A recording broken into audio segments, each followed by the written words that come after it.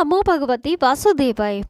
आज श्री गर्ग संहिता के वृंदावन खंड का 25वां अध्याय सुनेंगे। इसमें हम सुनेंगे शिव और आसुरी का गोपी रूप से रास मंडल में श्री कृष्ण का दर्शन तथा स्तवन करना तथा उनके वरदान से वृंदावन में नित्य निवास करना। तो ये शुरू करते हैं। श्री नारद जी कहते हैं, राजन, भगवान शिव आसुरी के साथ संपूर्ण हृदय से ऐसा निश्चय करके वहां से चले। वे दोनों श्री कृष्ण दर्शन के लिए ब्रजमंडल में गए। वहाँ की भूमि दिव्य वृक्षों, लताओं, कुंजों और गुमटियों से सुशोभित थी। उस दिव्य भूमिका का दर्शन करते हुए दोनों ही यमुना तट पर गए। उस समय अत्यंत बलशालिनी गोलोक वासिनी गोप सुंदरियां हाथ में बैंत की छड़ी लिए वहाँ पहरा दे रही थीं। उन द्वारपालिकाओं ने मार्ग में स्थित होकर उन्हें बलपूर्वक रास मंडल में जाने से रोका। वे दोनों बोले, हम श्री कृष्ण दर्शन की लालसा से यहाँ आए हैं। नृपश्रेष्ठ तब राह रोककर बड़ी खड़ी द्वारपालिकाओं ने उन दोनों से कहा। द्वारपालिकाएं बोली, विप्रवरों, हम कोटि कोटि गोपांगनाएं वृंदावन को चारों ओर से घेर कर निरंतर रास मंडल की रक्षा कर रही हैं। इस कार्य में श्याम सुंदर श्री कृष्ण ने ही हमें नियुक्त किया है। इस एकांत रास मंडल में एकमात्र श्री कृष्ण ही पुरुष हैं।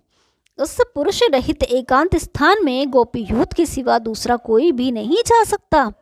मुनियों, यदि तुम दोनों उनके दर्शन के अभिलाषी हो तो इस मान सरोवर में स्नान करो। वहां तुम्हें शीघ्र ही गोपी स्वरूप की प्राप्ति हो जाएगी। तब तुम मुनिद्वय रास मंडल के भीतर जा सकते हो। श्री नारद जी कहते हैं, द्वारपालिकाओं के यूँ कहने पर वे मुनि और शिव मान सरोवर में स्नान करके गोपी भाव को प्राप्त हो सहसा रास मंडल में गए। स्वर्ण जटित पदम रागमयी भूमि उस रास मंडल की मनोहारता बढ़ा रही थी। वह सुंदर प्रदेश माधवीलता समूहों से व्याप्त और कदम वृक्षों से आच्छादित था। वसंत ऋतु तथा चंद्रमा की चांदनी ने उनको प्रदीप्त कर रखा था। सब प्रकार की कौशलपूर्ण सजावट वहां दृष्टि गोचर होती थी। यमुना जी की रत्नमयी सीढ़ियों तथा तौलिकाओं से रास मंडल की अपूर्व शोभा हो रही थी। मोर, हंस, चातक और कोकिल वहां अपनी मीठी बोली सुना रहे थे। वह उत्कृष्ट प्रदेश यमुना जी के जल स्पर्श से शीतल मंद वायु के बहने से हिलते हुए तरुपल्लवों द्वारा बड़ी शोभा पा रहा था। सभा मंडपों और विथियों से, प्रांगणों और खंभों की पंक्तियों से, फहराती हुई दिव्य पत्रिकाओं से और स्वर्ण में कलशों से सुशोभित तथा श्वेतारूढ़ पुष्प समूह से सज्जित तथा पुष्प मंदिर और मार्गों से एवं भ्रमरों की गुंजारों और वाद्यों की मधुध्वनि से व्याप्त रास मंडल की शोभा देखते ही बनती थी। सहस्र दल कमलों की सुगंध से पूरित शीतल मंद एवं परम पुण्य में समीर अब सब ओर से उस स्थान को सुवासित कर रहा था। रास मंडल के निकुंज में कोटि कोटि चंद्रमाओं के समान प्रकाशित होने वाली पद्मिनी नायिका हंस गामिनी श्री राधा से सुशोभित श्री कृष्ण विराजमान थे। रास मंडल के भीतर निरंतर स्त्री रत्नों से घिरे हुए श्याम सुंदर विग्रह श्री कृष्ण का लावण्य करोड़ों कामदेवों को लज्जित करने वाला था।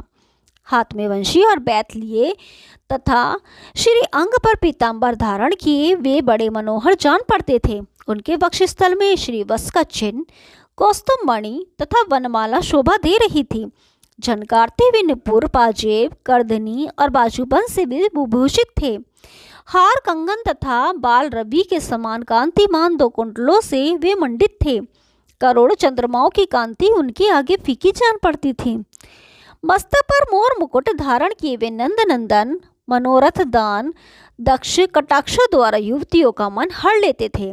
राजन, आसुरी और शिव दोनों ने दूर से ही जब श्री कृष्ण को देखा तो हाथ जोड़ लिए। नृपश्रेष्ठ समस्त गोप सुंदरियों के देखते देखते श्री कृष्ण चरणाविंद में मस्तक झुकाकर आनंद विवल हुए। उन दोनों ने कहा, कृष्ण, महायोगी कृष्ण, देवादिदेव जगदीश्वर, पुंडरीकाक्ष, गोविंद, गरुण ध्वज, आपको नमस्कार है। जनार्दन, जगन्नाथ, पद्मनाभ, त्रिविक्रम, दामोदर, ऋषिकेश, वासुदेव, आपको नमस्कार है। देव, आप परिपूर्णतम साक्षात भगवान हैं। इन दोनों भूतल का भारी भार हरने और सत्पुरुषों का कल्याण करने के लिए अपने समस्त लोकों को पूर्णतः शून्य करके यहाँ नंद भवन में प्रकट हुए हैं। वास्तव में तो आप परात्पर परमात्मा ही हैं। अंश कला आवेश तथा पूर्ण समस्त अवतार समूहों से संयुक्त हो आप परिपूर्णतम परमेश्वर संपूर्ण विश्व की रक्षा करते हैं तथा वृंदावन में सरस रास मंडल को भी अलंकृत करते हैं। गोलोकनाथ गिरिजापति परमेश्वर वृंदावना सिद्धेश्वर नित्य विहार लीला का विस्तार करने वाले राधा वल्लभ ब्रज सुंदरियों के मुख से अपना यशोगान सुनने वाले गोविंद गोकुल पते सर्वथा आपकी जय हो।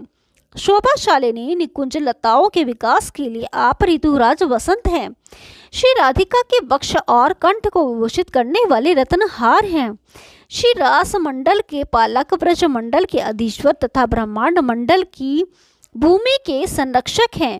श्री नारद जी कहते हैं राजन, तब श्री राधा सहित भगवान श्री कृष्ण प्रसन्न हो मंद मंद मुस्कुराते हुए में गर्जन की सी गंभीर वाणी में मुनि से बोले, तुम दोनों से ने 60,000 वर्षों तक निरपेक्ष भाव से तप किया है, इसी से तुम्हें मेरा दर्शन प्राप्त हुआ है। जो अकिंचन शांत तथा सर्वत्र शत्रु भावना से रहित है वही मेरा सखा है। अतः तुम दोनों अपने मन के अनुसार अभिष्ट वर मांगो। शिव और आसुरी बोले, भूमन आपको नमस्कार है। आप दोनों प्रिया प्रियतम के चरण कमलों की सनिधि में सदा ही वृंदावन के भीतर हमारा निवास हो। आपके चरणों से चिन्ह भिन्न और कोई वर हमें नहीं रुचता है। अतः आप दोनों श्री हरि एवं श्री राधिका को हमारा सादर नमस्कार है। श्री नारद जी कहते हैं राजन, तब भगवान ने तथास्तु कहकर उनकी प्रार्थना स्वीकार कर ली। तभी से शिव और आसुरी मुनि मनोहर वृंदावन में वंशी वट के समीप रास मंडल से मंडित कालिंदी के निकटवर्ती पुलिन पर निकुंज के पास ही नित्य निवास करने लगे। तदंतर श्री कृष्ण ने जहाँ कमल पुष्प के सौरभ युक्त पराग उड़ रहे थे और भ्रमण मंडरा रहे थे, उस पद्माकर वन में गोपनांगनों के साथ रास क्रीड़ा प्रारंभ की। मिथिलेश्वर उस समय श्री कृष्ण ने 6 महीने की रात बनाई, परंतु उस रासलीला में सम्मिलित हुई गोपियों के लिए वह सुख और आमोद से पूर्ण रात्रि एक क्षण के समान बीत गई। राजन उन सबके मनोरथ पूर्ण हो गए और उन्हें दे की वेला में वे सभी व्रज सुंदरियां झुंड की झुंड एक साथ होकर अपने घर को लौटी। श्री नंदनंदन साक्षात नंद मंदिर में चले गए और वृषभानु नंदिनी तुरंत ही वृषभानुपुर में जा पहुंची। इस प्रकार श्री कृष्णचंद्र का यह मनोहर रासोपाख्यान सुनाया गया, जो समस्त पापों को हर लेने वाला पुण्यप्रद मनोरथ पूरक तथा मंगल का धाम है। साधारण लोगों को यह धर्म अर्थ और काम प्रदान करता है तथा मुमुक्षुओं को मोक्ष प्रदान करने वाला है। राजन, यह प्रसंग मैंने तुम्हारे सामने कहा, अब और क्या सुनना चाहते हो? ओम नमो भगवते वासुदेवाय। 26वां अध्याय कल सुनाएंगे, तब तक के लिए नमस्कार।